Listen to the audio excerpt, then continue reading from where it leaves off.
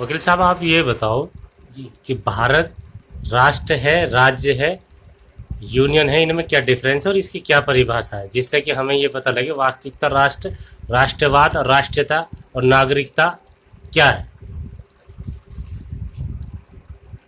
तो मैंने आपने जो है इस तरह से सवाल पे कर दिया कि भारत राष्ट्र है, देश है, ये राष्ट्र डेफिनेशन में आता है। लेकिन जो भारत जो है राष्ट्र है, देश किसे कहते हैं, राष्ट्र किसे कहते हैं? राष्ट्र जो है, राष्ट्र वो है जो अपनी प्राकृतिक सीमाओं से बंधा हुए भाग को, जो भूभाग अपनी सीमाओं से चारों तरफ से बंधा हुआ है, उसको जो है देश कहते हैं, उसको जो है राष्ट्र ऐसे कहते जी। हैं। राष्ट्र जो है अरिस्टोटल के द्वारा है, राष्ट्र जो है व्यक्तियों का वो समूह है जो एक निश्चित भूभाग पर रहता है, जी। जिसकी एक जो है स्थायी सत्ता है, और उसके जिसके राज्य को, शासन को, जिसके आदेश को आदि स्वेच्छा से पालन करता है, वो उसको जो है राष्ट्र कहकर के उसकी जो देश के राष्ट्र की जो है परिभाषा कहा जाता है। अरिस्टोटल की परिभाषा आज से जो है ये जो है 2500 साल पहले दी हुई है।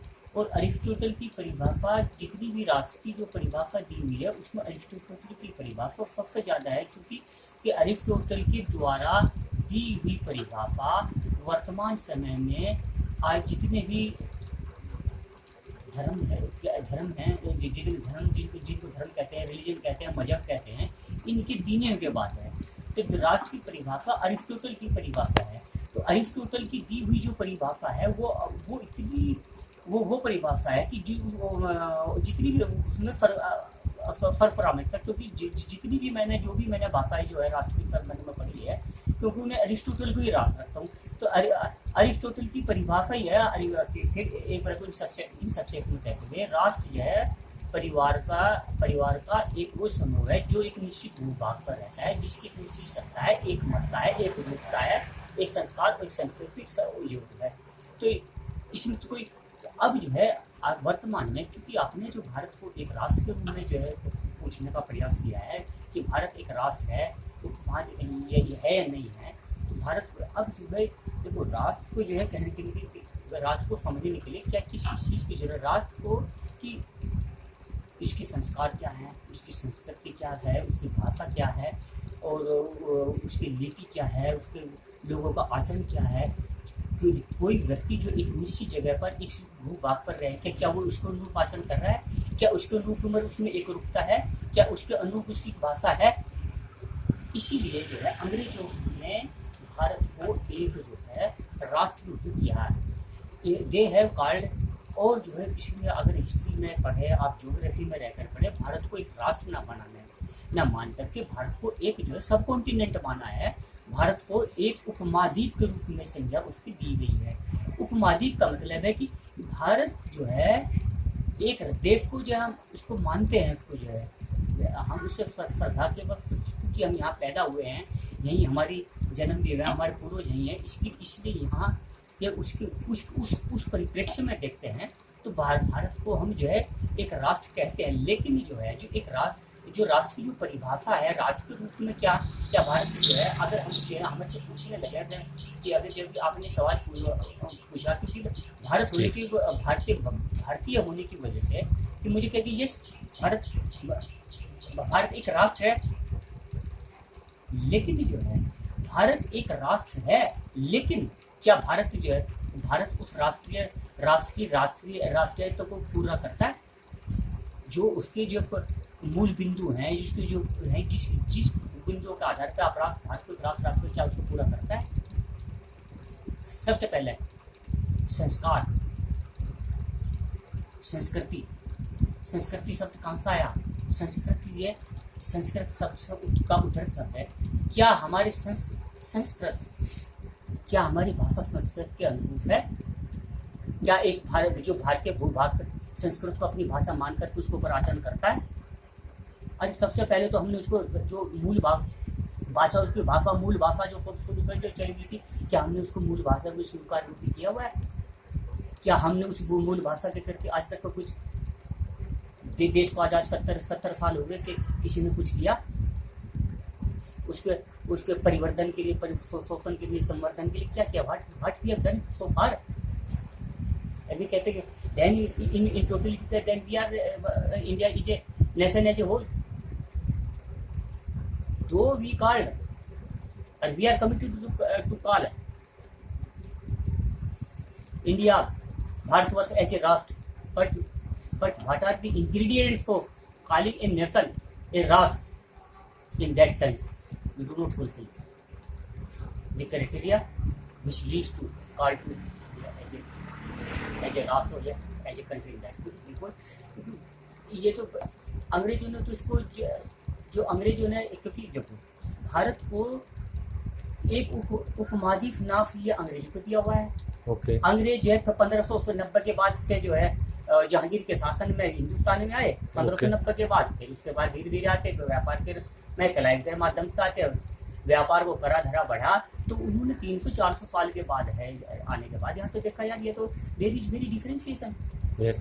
हिंदू मुस्लिम के आधार पर, भाषा के आधार, संस्कृति के आधार पर, लिपि के आधार पर, छोटे बड़े के आधार पर, इचिम के आधार पर, यस, वैष्णव मत, शिव मत, क्योंकि डिफरेंट, क्योंकि राष्ट्र जो है वो है कि राष्ट्र जो कि अभी हमें अपने एरिस्टोटल के हिसाब से, जो पहले के हिसाब से जो पॉलिटिकल साइंस के लिए में पढ़ाई जाती है कि एक मतता कहाँ है, एक दूसरा कहाँ है, एक भाषा कहाँ है, लोगों के एक संस्कार कहाँ हैं।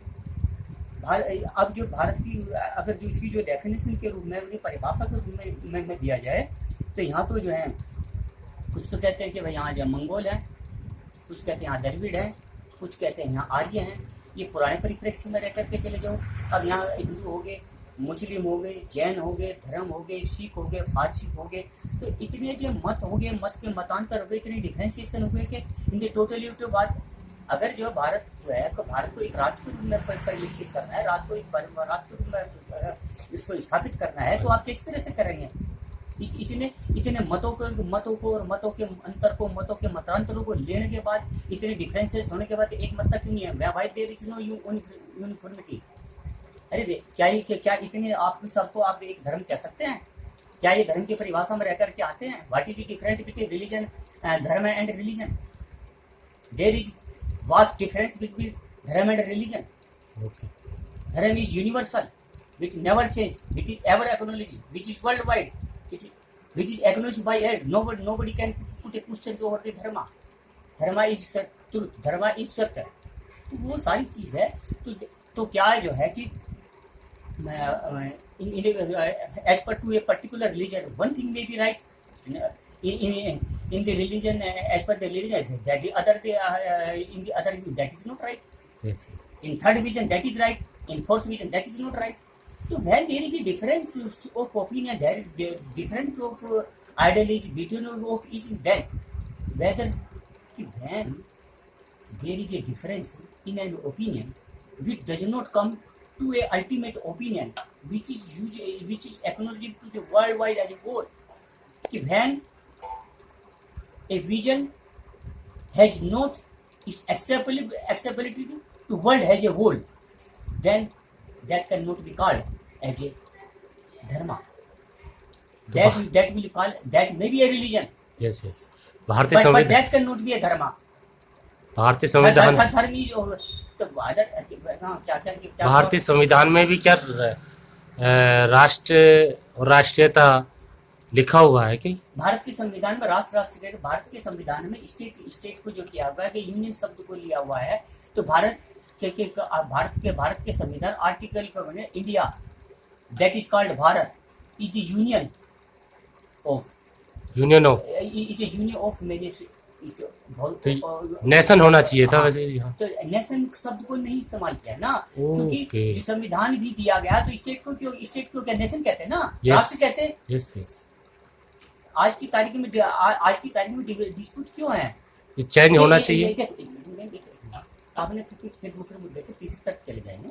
आपने जो सवाल पुट किया है कि भारत एक राष्ट्र है जी या वो है, तो राष्ट्र का जो अभी जो मैंने परिभाषा बताई तो उसके क्या करते हैं? क्या आपकी भाषा एक है? क्या आपके मत एक है? नो। क्या आपका जो है धर्म एक है भाई?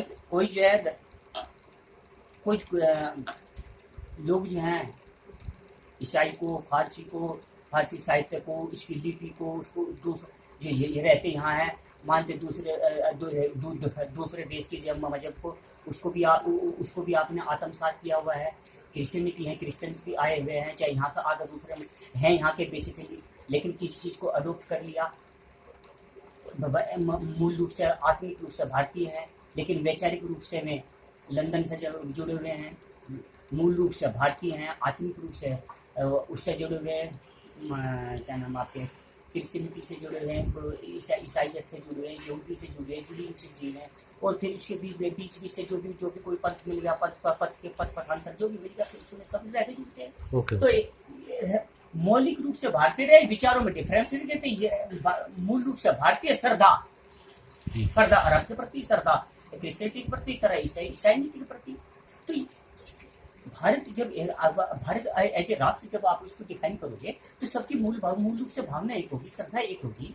क्योंकि मैं भारत में हूँ, भारत में मैं पैदा हुआ, भारत से मेरी श्रद्धा है, मेरे विश्वास है, मैंने जीने से लेकर मरने तक, वो है राष्ट्रीयता जी। मूल रूप से मौलिक तो परिवर्तन होना चाहिए। इसमें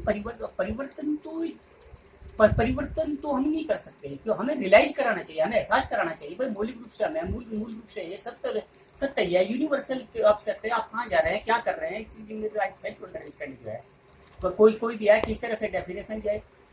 तो भारत को तो ऐसा है, लेकिन भारत तो इस प्रकार से खाली प्लॉट मान ले जिसकी कहीं ताल नहीं लगती, वो आके हिंदुस्तान में आओ, इस पर हाँ भाई चलो भाई नहीं आ गया, नहीं आ गया, नहीं आ गया। ये आपका राष्ट्र है। तो is it clear? You any further clarification तो then I am ready to clarify that sequence. जी। हेलो, बताइए। और करते रहेंगे जनाब इसमें।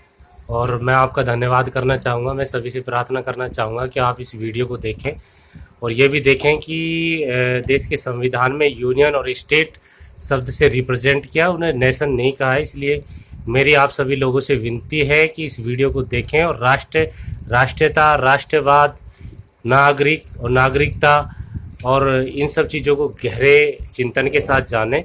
और माननीय हमारे वकील साहब भी हैं, पंडित जी हैं, उनके साथ जुड़े रहें। कोई क्वेश्चन हो तो आप उनको रखें।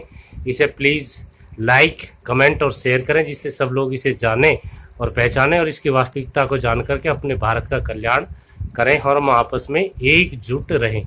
थैंक यू सभी को।